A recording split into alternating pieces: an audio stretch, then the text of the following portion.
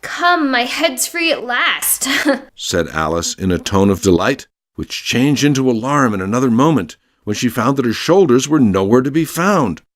All she could see when she looked down was an immense length of neck, which seemed to rise like a stalk out of a sea of green leaves that lay far below her. What can all that green stuff be? Said Alice. And where have my shoulders got to? And oh, my poor hands! How is it I can't see you? She was moving them about as she spoke, but no result seemed to follow, except a little shaking among the distant green leaves.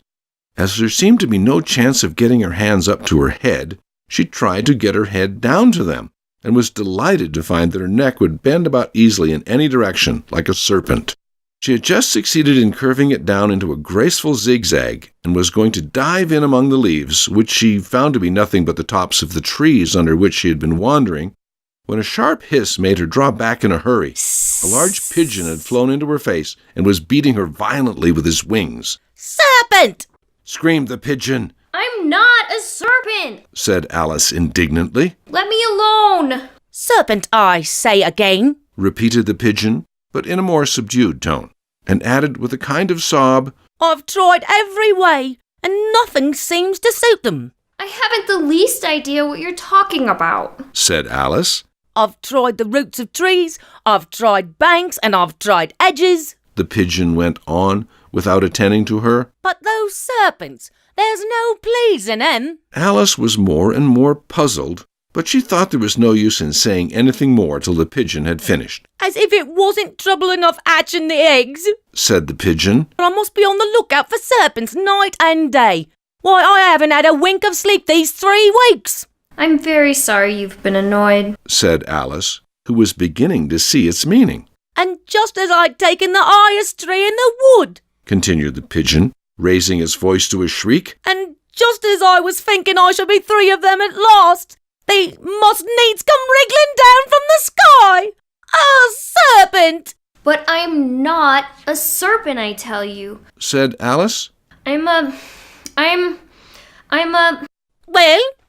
what are you?" Said the pigeon. "I can see you're trying to invent something."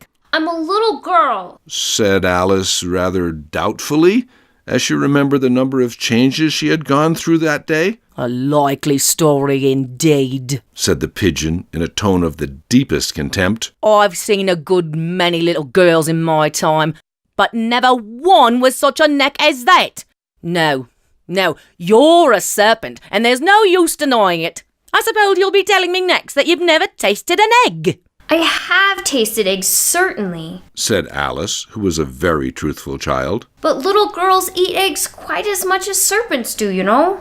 "I don't believe it," said the pigeon. "but if they do, why then they're a kind of serpent. That's all I can say." This was such a new idea to Alice that she was quite silent for a minute or two, which gave the pigeon the opportunity of adding, "You're looking for eggs. I know that well enough.